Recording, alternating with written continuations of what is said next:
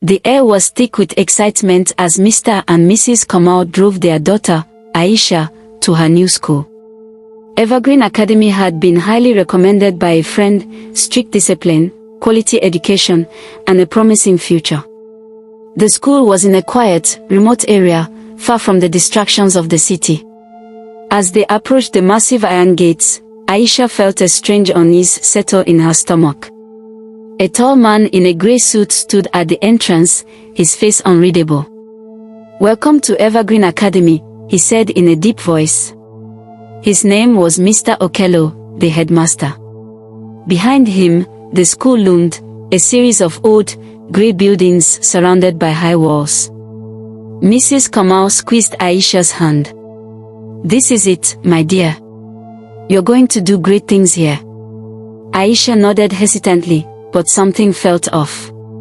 The school was eerily quiet.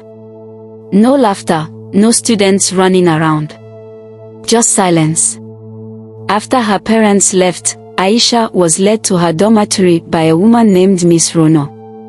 The room was plain: wooden beds, thin mattresses, and a single window with rusty bars. There were 3 other girls in the room, but they barely spoke. "You'll get used to it," one of them whispered before turning to the wall. That night, Aisha struggled to sleep. The room was too cold, and the darkness felt heavy. Then she heard it, a soft scratching sound from the ceiling. At first, she thought it was a rat, but then the sound moved to the walls, then closer to her bed. She held her breath, heart pounding. "Hello," she whispered. The scratching stopped. Then, from the darkness, a voice whispered back, "You shouldn't be here." Aisha barely slept that night. The next morning, she met more students, but something was strange. Everyone looked pale, almost lifeless. The teachers were strict, their expressions void of warmth. During breakfast, she noticed something chilling. There were fewer students than the night before. She was sure of it. "Where is the girl who slept on the bed next to mine?" she asked her dormmate, Wanjiru. Wanjiru's hands trembled as she clutched her spoon. "Don't ask questions. Just follow the rules." Aisha's stomach twisted. Something was very wrong with this school. Later that evening, Aisha saw a door marked restricted at the end of a dimly lit hallway. A strange chill ran down her spine. She glanced around, no one was watching. Slowly, she pushed the door open. Inside was a long corridor lined with wooden desks covered in dust, as if no one had used them for years. Then she saw them, old school uniforms, neatly folded, stacked on the desks. Some had names embroidered on them, but they were names she had never heard before. Aisha's throat went dry. She turned to leave, but then she heard it. A slow, deliberate breathing from the darkness. She wasn't alone. Aisha ran back to her dorm, heart racing. She had to tell someone. But who? The teachers were cold, and the students were too afraid. That night, as she lay in bed, she felt something under her pillow, a folded piece of paper. With shaky hands, she opened it. "Get out before it's too late." Her blood turned cold. Someone else knew the truth about this place. But who? And why couldn't they leave? Aisha couldn't stop thinking about the letter. It was clear someone wanted to help, but the message was vague. Who was watching her? Why couldn't they leave the school? The next morning, she met with Wanjiru and tried to ask her about the letter, but Wanjiru's face turned pale. "You don't understand," she whispered. "There are things here that you can't talk about." Aisha's curiosity burned brighter. "What do you mean?" Wanjiru looked around nervously, as if afraid someone might hear. "You need to leave. Tonight. If you value your life, get out." Aisha felt a chill run down her spine. Could she trust Wanjiru? Or was she just as trapped as the others? That night, Aisha lay awake, staring at the shadows on the ceiling. She needed answers, and she couldn't wait any longer. Quietly, she slipped out of bed and tiptoed down the corridor, avoiding the teachers' rooms. She knew that if she was caught, she would be punished, perhaps even worse.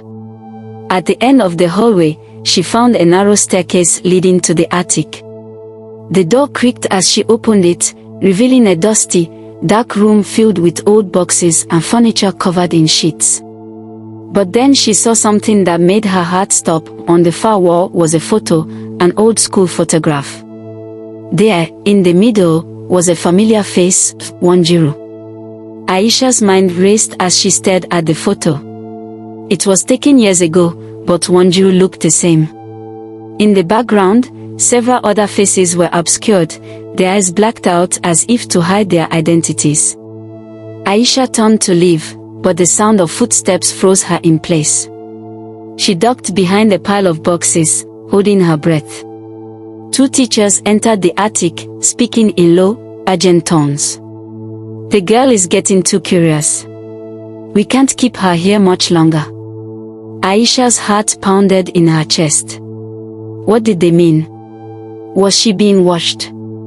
She waited until they left, then made her way back to the dorm. She had to tell someone who could help her escape this place. The next morning, Aisha confronted Wanjiru again. "I saw the photo. What is going on here?" Wanjiru's face drained of color. "I told you to leave. They've been watching you. Evergreen Academy isn't what you think it is. It's a trap." Aisha stared at her. "A trap? What do you mean?" Wanjiru hesitated before speaking again. "Evergreen Academy was never a real school. We are not students. We were all taken from our homes, children from poor families, orphans, anyone they could get their hands on. They bring us here, make our parents think we're getting an education, and then they use us." Aisha's blood ran cold. "Use us for what?" Wanjiru lowered her voice. "For money, for labor. And worse, some of us disappear." Aisha couldn't believe what she was hearing. Her mind was reeling, struggling to process the terrible truth. This school was a lie, a front for something much darker. Later that day, Aisha tried to speak to the headmaster, Mr. Okello. But when she entered his office, she was met with cold, empty eyes. "You're asking too many questions," he said, his voice calm but threatening. "We don't tolerate curiosity here, Aisha." He stood and walked toward the door. "You'll understand soon enough. But by then, it may be too late." Aisha's heart raced as he dismissed her. She had no choice but to return to her dorm, but now she knew the truth. She wasn't just a student here, she was a prisoner. Aisha couldn't shake the feeling that something was watching her every move. The warning from Wanjiru, the cryptic words from Mr. Okello, it all weighed heavily on her mind. That night, she decided to search for more answers. In the far corner of the dormitory, she noticed something strange, an old, dusty book under one of the beds. Curiosity overtook her, and she pulled it out. It was a small leather-bound diary, its pages yellowed with age. She flipped through it, reading the faded handwriting. It belonged to a former student, someone who had been at Evergreen Academy years ago. The entries were filled with terror, describing strange occurrences at the school, disappearances, whispers in the night, and the growing sense that they were all trapped in a nightmare. The last entry sent a chill down Aisha's spine. Asterisk, "They told me if I tell anyone, they'll come for my family. They'll come for all of us." Asterisk. As days passed, Aisha felt herself slipping deeper into the mystery of Evergreen Academy. She had to know why it existed, who was behind it, and what happened to the missing children. But the more she searched, the more the school seemed to close in around her. One night, as she wandered the halls, she heard soft whispers behind her. Turning quickly, she found no one. The whispers continued, growing louder. "You can't escape," they said, their voices almost pleading. "No one ever does. Aisha's heart hammered in her chest. Were these the voices of the missing children? Were they warning her? Or were they trying to keep her in this twisted place forever? Aisha's fear grew stronger with each passing day, and she couldn't ignore it any longer. Mr. Okello was hiding something. The way he had spoken to her in his office, the empty look in his eyes, all pointed to something sinister. She decided to confront him again. This time, she wouldn't leave until she got the answers she needed. Aisha waited until the evening, when the school was quiet. She sneaked into the headmaster's office, her heart racing. The door creaked open, and she stepped inside. Looking for something. Mr. Okello's voice startled her, and she turned around to find him standing behind her.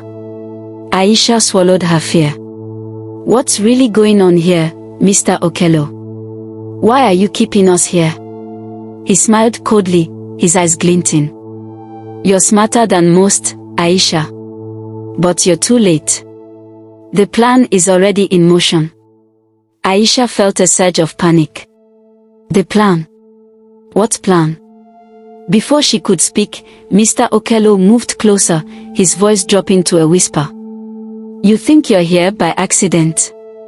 You think your parents just made a poor choice in schools? He paused, his smile widening. No. You were chosen. All of you were chosen. Aisha stepped back, her legs weak beneath her. Chosen for what? For the sacrifice, he replied, his tone eerie and calm. The ritual. You see, Evergreen Academy isn't a school. It's a place where we prepare the chosen ones for the next stage. The ones who will serve. Aisha's word tilted. Serve whom? He laughed softly. The ones who control everything. You'll understand soon enough. That night, Aisha couldn't sleep. The words Mr. Okello had spoken echoed in her mind. Asterisk chosen. Sacrifice. Ritual asterisk. She had to get out. But how? The gates were locked, and the walls were too high to climb. Then, she heard it again, the soft scratching noise from the walls. It had become a familiar sound, but tonight, it seemed different. It was louder, closer. Aisha sat up, her heart pounding. The scratching stopped. A moment later, a shadow passed by her window, tall and dark. She jumped out of bed, her breath shallow. She couldn't stay in her room any longer. The school was alive with something unnatural. Something that wanted to keep her there. Aisha didn't know how much longer she could stay in the dormitory. The shadows seemed to move on their own, the whispers never stopped, and the feeling of being watched was constant. Each day, she felt more isolated, as if the walls of Evergreen Academy were closing in on her. She approached Wanjiru again, desperate for any kind of reassurance. Wanjiru, I need to get out of here. I'm scared. They are not just holding us here for an education. Wanjiru's face was pale, her eyes filled with dread. You have no idea what they've planned, Aisha. No one does. And once you know, you can't leave. Aisha's stomach twisted. I have to leave. I won't stay here. I won't be part of whatever it is they're doing. Wanjiru grabbed her arm. You don't understand. You can't leave. Not unless you want them to come for your family. Aisha couldn't shake Wanjiru's words. That night, she lay awake, listening to the sounds of the school. Then, in the distance, she heard chanting, a low, rhythmic sound that seemed to come from the depths of the building. Curious, Aisha slipped out of bed and made her way toward the source of the sound. The hallways were eerily silent, as if everyone else was asleep. She followed the chanting, her heart pounding in her chest. She arrived at the school's chapel, a place she had never dared to enter before. The doors were slightly ajar, and through the crack, she saw them, the teachers, including Mr. Okello, standing in a circle. In the center of the circle was a large, ornate altar, covered in strange symbols. Aisha's breath caught in her throat. What were they doing? Aisha watched in horror as the teachers continued their chant, their eyes fixed on the altar. She wanted to turn away, but something kept her frozen in place. Then, she saw something that made her blood run cold. On the altar lay a pile of old photographs. Among them, Aisha spotted one that made her heart skip a beat. It was a picture of her own parents, their smiling faces staring back at her. Her legs shook as she stepped back. How did they have this? Before she could process what she had seen, she felt a hand on her shoulder. She spun around to find Wanjiru, her eyes wide with fear. You shouldn't have seen this, Wanjiru whispered urgently. Now they'll come for you, too. Aisha's mind was spinning. Everything she thought she knew about Evergreen Academy, her parents, and even herself, it was all a lie. Wanjiru pulled her down a narrow hallway, away from the chapel. You need to listen carefully, she said. This school, it's not just for teaching. It's a place where they prepare children for a darker purpose. A sacrifice. They take the best of us, those with something special, and use them for rituals. Aisha's voice trembled. But why? Why me? Why my family? Wanjiru took a deep breath. Your parents were never looking for a school. They were looking for a way to protect you. They knew about the ritual, and they thought they could stop it by sending you here. But they didn't know how deep it went. Aisha's eyes filled with tears. What are you saying? Your family is part of this, Wanjiru replied, her voice breaking.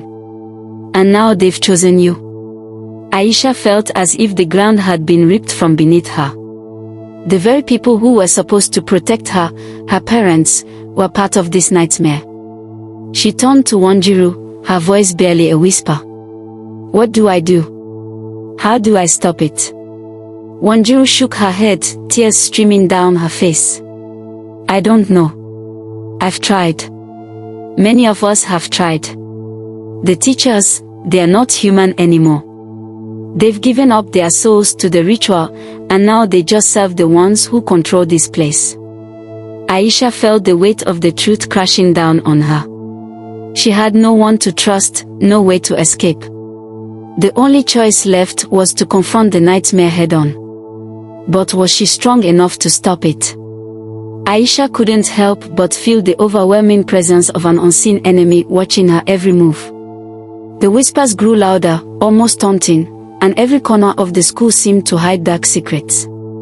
It felt like the walls themselves were closing in. She couldn't escape, and with every attempt to flee, she was met with invisible barriers. Every time she tried to leave the dormitory or get close to the gates, something she couldn't see, stopped her. Wanjiru had warned her, once you understand the truth, there's no going back. The school had already marked her, and now the dark forces that controlled it were coming for her, ready to trap her in a world she couldn't understand. She had to fight back. But how? She needed to find a way to break the invisible chains that bound her. Aisha woke up one morning to find a strange symbol on the back of her hand. It was faint, almost like a tattoo that had been burned into her skin.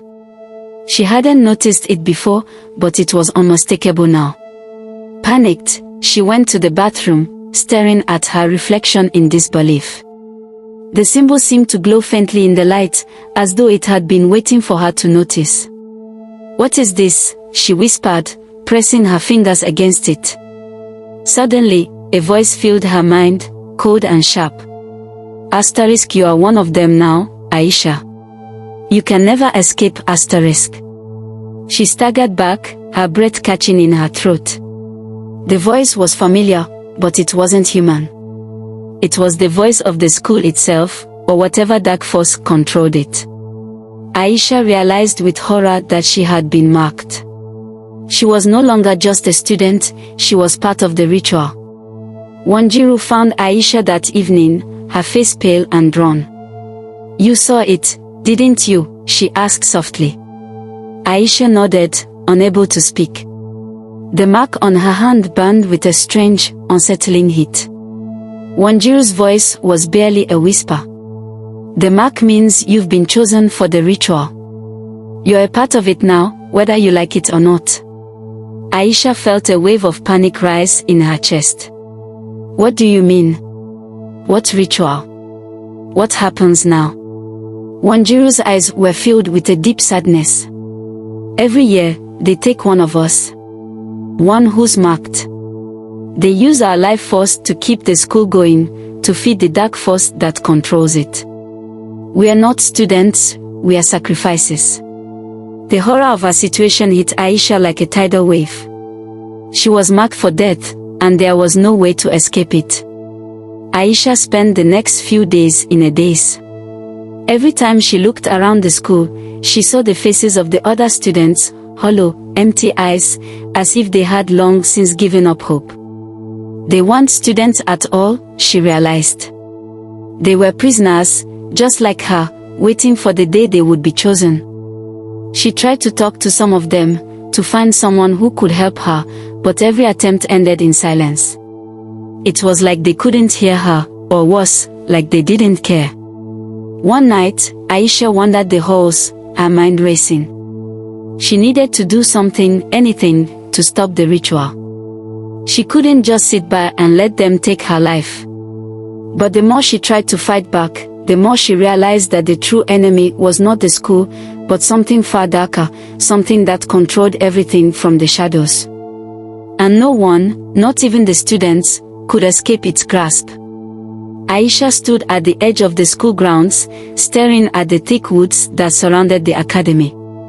She had never dared to go past the fences, but now, it seemed like her only option. If she wanted to survive, she had to leave the school, even if it meant venturing into the unknown. As she stepped toward the woods, she felt an eerie chill wash over her, and the wind seemed to whisper her name. It was as if the very forest itself was warning her. The moment she crossed the threshold, the air grew heavier, thick with an oppressive force. The trees seemed to close in around her, their twisted branches blocking out the sky.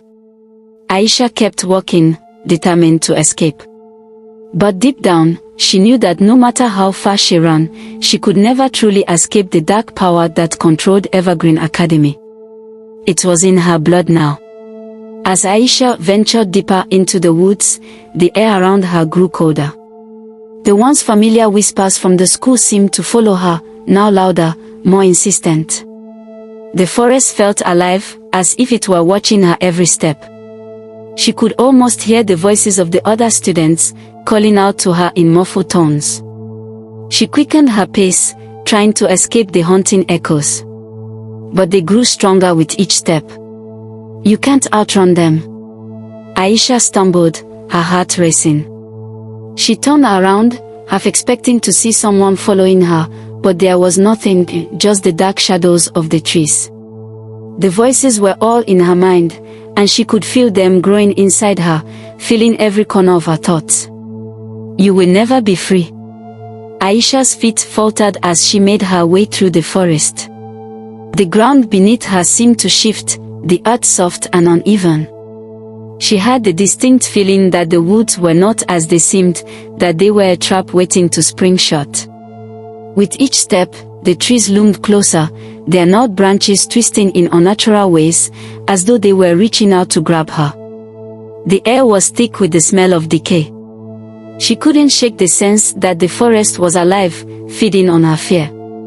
Then, the ground beneath her feet cracked open, and Aisha tumbled down into the dark void below. Aisha landed hard on cold, damp stone. The fall had knocked the breath out of her, but she quickly scrambled to her feet, her surroundings dim and impossible to see clearly.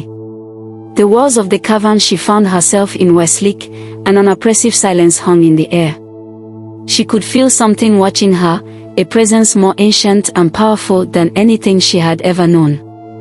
In the distance, a faint light flickered, and instinctively, she made her way toward it. As she drew closer, she realized the light was coming from a large underground chamber, its walls covered in strange symbols, similar to the ones she had seen in the chapel. It was here, she realized, that the ritual would take place. The moment Aisha stepped into the chamber, she knew it was too late. The air was thick with an unnatural energy, and the room was filled with the teachers, Mr. Okello, Wanju's mother, and others she recognized, all standing in a circle. At the center of the room was a massive stone altar, decorated with more symbols she didn't understand.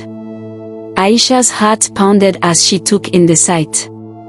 They had been preparing for this moment, and she was the final piece of the puzzle. A voice echoed through the chamber, "It is time, *." Suddenly, the teachers moved in unison, their eyes locked on her. Aisha tried to back away, but something invisible held her in place. She was trapped, unable to move, her body frozen by the force of their collective will. Aisha was no longer sure what was real. Her mind felt like it was splintering as she struggled to break free from the grip of the ritual. She could hear the chants of the teachers, their words blending together in a chaotic symphony. Her body burned with the energy of the ritual, the mark on her hand now searing her skin. In that moment, she realized the truth: there was no escaping Evergreen Academy. The school, the ritual, the dark force, it was all part of a much larger plan, a plan that had been set in motion long before her arrival. She could hear Wanju's voice in her mind: "You can't escape, unless you're willing to sacrifice everything." Aisha closed her eyes, feeling the weight of the decision. Could she do it? Could she sacrifice herself to stop the madness, to free the others trapped within the school's dark grasp? Aisha's heart raced as she stood frozen, caught between the pull of the dark ritual and the remnants of her humanity. The voices in her head screamed at her, urging her to make a choice. The teachers were still chanting, their faces expressionless, as if they had already given their souls to the dark force controlling the school. Aisha's eyes flickered to the altar. The stone surface seemed to call to her, and she could feel the force drawing her closer. "If you give yourself to it," the voice in her head whispered, *, "you can stop the cycle. You can save them all, *. But at what cost? Was she willing to give up her life, her soul, to free the others? To stop the endless nightmare that had trapped them all here? With trembling hands, she reached for the altar, making her decision. As Aisha touched the altar, the world around her seemed to shudder. The symbols on the stone burned with an intense light, and a surge of dark energy coursed through her. Pain exploded in her chest, and for a moment, she thought she would collapse. But something inside her resisted. She was more than just a victim in this ritual. She was the key. With all her strength, Aisha called out, "No. I will not be your sacrifice, *." The air around her crackled with power as she pushed against the dark force, using every ounce of willpower to break free. The voices grew louder, but now they sounded desperate, panicked. The ritual was unraveling. Aisha's body trembled as the energy from the ritual swirled around her, threatening to consume her. But with each passing moment, the grip of the dark force weakened. She focused on the faces of the other students, lost, broken, and trapped for so long. "This ends now," she thought.